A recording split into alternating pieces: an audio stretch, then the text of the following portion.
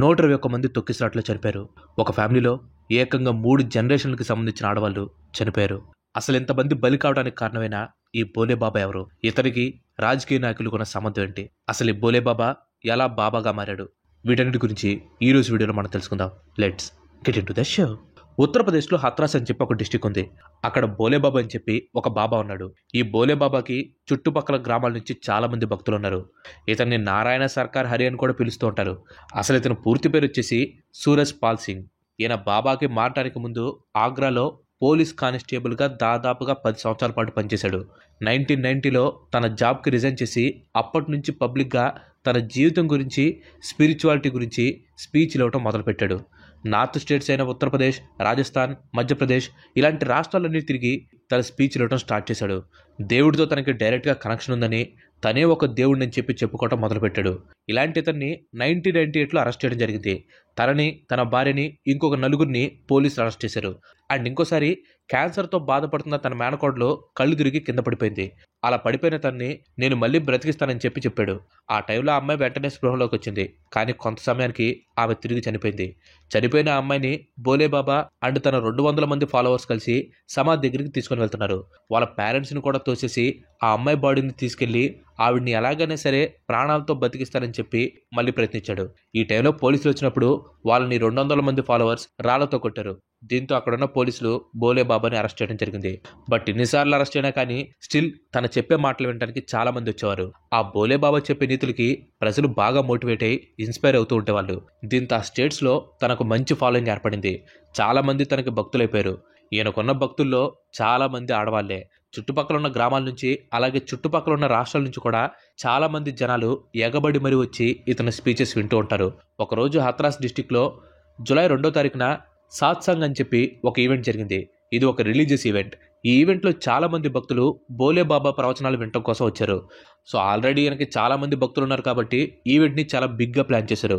Almost ఒక 80,000 మంది భక్తులు ఆ ఈవెంట్లో సరిపోయేలాగా ఆ ఈవెంట్ని ఆర్గనైజ్ చేసే వాళ్ళు ప్లాన్ చేశారు. కానీ ఆ రోజు బోలేబాబాని చూడటానికి వచ్చిన జనాభా ఎంతో తెలుసా? సుమారుగా 2,50,000 మంది పైనే. చుట్టుపక్కల గ్రామాల నుంచి, టౌన్ల నుంచి, సిటీస్ నుంచి, ఆఖరికి రాష్ట్రాల నుంచి కూడా ఈ ఈవెంట్ని చూడటానికి వచ్చారు.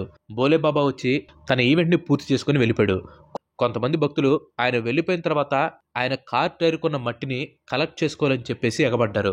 ఆ టైంలో ఆయనకున్న సెక్యూరిటీ సిబ్బందులు ఆ క్రౌడ్ మొత్తాన్ని ఆపడానికి కంట్రోల్ చేశారు. దీంతో ఆ 2,50,000 మందిలో తొక్కిసలాట అనేది మొదలైంది. కొందరు మధ్యలో నలిగిపోతే ఇంకొంతమందికి గాయాలయ్యాయి. కానీ కొంతమంది మాత్రం ఊపిరాడక చనిపోయారు. ఇంకొంతమంది అయితే కాళ్ల కింద నలిగిపోయి తొక్కిసలాట్లో చనిపోయారు. ఈ ఇన్సిడెంట్లో సుమారుగా 121 మంది చనిపోయారు. ఈ 121 మందిలో 100 మంది ఆడవాళ్ళు, 7గురు పిల్లలు ఉన్నారు. ఈ ఇన్సిడెంట్ జరిగినప్పుడు దగ్గరలో అసలు హాస్పిటల్ ఫెసిలిటీస్ కూడా లేవు. దగ్గరలో ఉన్న ఒక హాస్పిటల్కి గాయపడిన వాళ్ళు ట్రీట్మెంట్ చేయించుకోవడం కోసం వెళ్తే అక్కడ కేవలం ఒక్క డాక్టర్ మాత్రం ఉన్నారు. ట్రీట్మెంట్ దొరక్క చాలా మంది అక్కడికక్కడ చనిపోయారు. వినోద్ కుమార్ అని చెప్పి ఒక తాపీ మేస్త్రి ఉన్నాడు. ఆ రోజు అతను పనిచేస్తూ ఉండగా సడన్ గా తన గుండె పగిలిపోయే వార్త ఒకటి వచ్చింది. తన ఫ్యామిలీలో ఉన్న 3 జనరేషన్ ఆడవాళ్ళు చనిపోయారని చెప్పి ఫోన్ కాల్ వచ్చింది.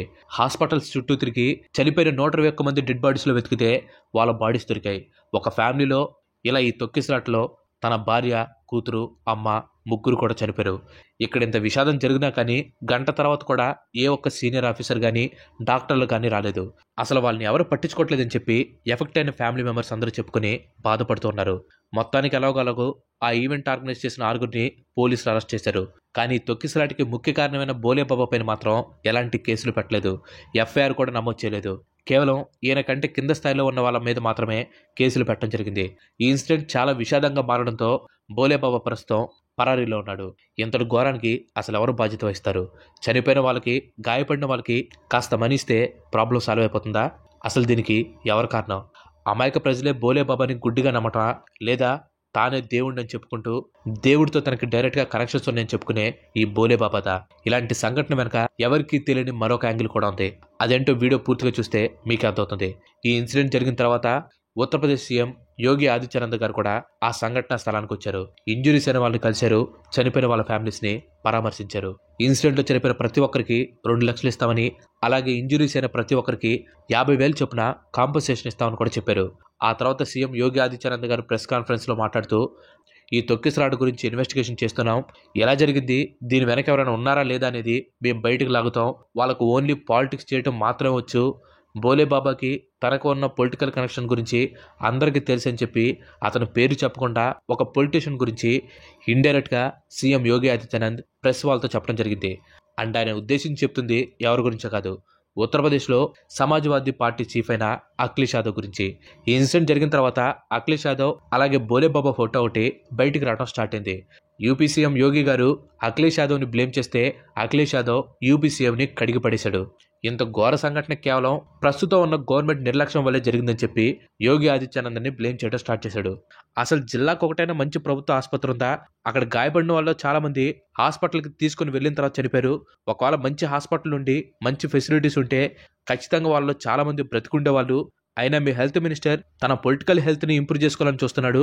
ఎలాగోలాగా నిన్ను సీఎం పదవిలో నుంచి దించేసి తను సీఎం అవడం కోసం ఈ హాస్పిటల్కి ఎలాంటి ఫండ్స్ కూడా ఇవ్వట్లేదు. మీరు కొట్టుకుంటూ ఇలా పేద ప్రజల ప్రాణాలు తీస్తున్నారని చెప్పి అఖిలేష్ యాదవ్ చెప్పడం జరిగింది. ఇలా అపోజిషన్ పార్టీ వాళ్ళు, అధికార పార్టీ వాళ్ళు ఒకరిని బ్లేమ్ చేసుకుంటూ ఉన్నారు. బట్ ఏదేమైనా కానీ ఇక్కడ జరిగింది ఒక బాధాకరమైన సంఘటన. అది జరగడానికి వేరే ఏ కారణాలైనా ఉండొచ్చు, కానీ ఇక్కడ మాత్రం ఈ ఇద్దరు పొలిటీషియన్స్ కూడా ఒకరిని బ్లేమ్ చేసుకుంటున్నారు. అసలు ఇన్సిడెంట్కి పాలిటిక్స్కి ఏంటి సంబంధం? ఇలాంటి విషయాల్లో పొలిటీషియన్స్కి ఏం పని? ఈ విషయం గురించి తెలుసుకునే ముందు అసలు ఫస్ట్ జనాలు బోలేబాబా లాంటి బాబాల దగ్గరికి ఎందుకు వెళ్తారనేది మనం తెలుసుకుందాం. ఉత్తరప్రదేశ్లో 1/3 of the population poor people ఉన్నారు. ఇక్కడ 37.79% మంది ప్రజలు పేదరికంలో బతుకుతున్నారు. బీహార్, జార్ఖండ్ తర్వాత ఉత్తరప్రదేశే పూరెస్ట్ స్టేట్. ఉత్తరప్రదేశ్లో 44.47% మంది మాల్ న్యూట్రిషన్తో బాధపడుతున్నారు. అంటే సరైన పోషకాహారాలు లేక ఇబ్బందులు పడుతూ ఉన్నారు. హాస్పిటల్ ఫెసిలిటీస్ కూడా ఇక్కడ చాలా తక్కువ. పేదరికంలో ఉన్న ప్రజలకి చాలామందికి ఫైనాన్షియల్గా చాలా ప్రాబ్లమ్స్ ఉంటాయి. లేదా కుటుంబంలో ఎవరైనా అనారోగ్యానికి పాలైతే వాళ్ళకి ట్రీట్మెంట్ చేయించడానికి వాళ్ళ దగ్గర డబ్బులు ఉండవు. అందుకని చాలామంది తక్కువ డబ్బుతో ఏదైనా సొల్యూషన్ దొరుకుతుందేమో అని చెప్పి ఆశతో బాబాల దగ్గరికి వెళ్తూ ఉంటారు. ఆ బాబాలందరికీ వీళ్ళ ప్రాబ్లమ్స్ అన్ని కూడా షేర్ చేసుకుంటూ ఉంటారు. ప్రజల అమాయకత్వాన్ని, అజ్ఞానాన్ని ఈ బాబాలు బాగా క్యాష్ చేసుకుంటూ ఉంటారు. ఇప్పటికి కూడా చాలా వెనకబడిన గ్రామాల్లో ఇంకా బాబాల్ని గుడ్డిగా నమ్మేవాళ్ళు చాలామంది ఉన్నారు. దీనికి సరైన ఎగ్జాంపుల్ ఉత్తరప్రదేశ్లో జరిగిన ఈ తొక్కిసలాట్లే.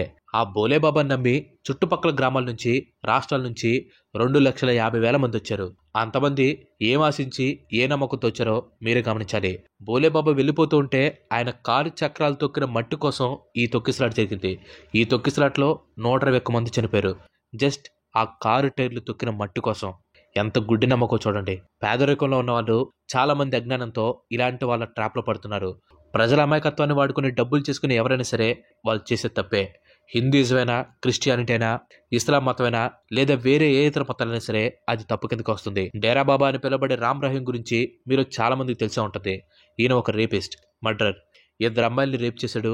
ఒక జర్నలిస్ట్ని మర్డర్ చేసి చంపేశాడు. ఒక రిలీజియస్ లీడర్ అయిన కూడా ఇతను చాలా దారుణాలు చేశాడు. 2015లో ఇండియన్ ఎక్స్ప్రెస్లో టాప్ 100 మోస్ట్ పవర్ఫుల్ ఇండియన్స్లో ఇతను 96th పొజిషన్లో ఉంటాడు. అంటే ఈయన ఆ టైంలో ఎంత పాపులరో మీరు అర్థం చేసుకోవచ్చు. ఈయన మళ్ళీ యాక్టింగ్ చేస్తాడు, పాటలు పాడతాడు, రాస్తాడు, డైరెక్ట్ చేస్తాడు. ఇలా 1 కాదు 2 కాదు ఎన్నో చేస్తూ ఉంటాడు. కేవలం ఇవే కాదు, దీంతో పాటుగా ఇతను పొలిటికల్గా కూడా ఇన్ఫ్లుయెన్స్ చేస్తాడు.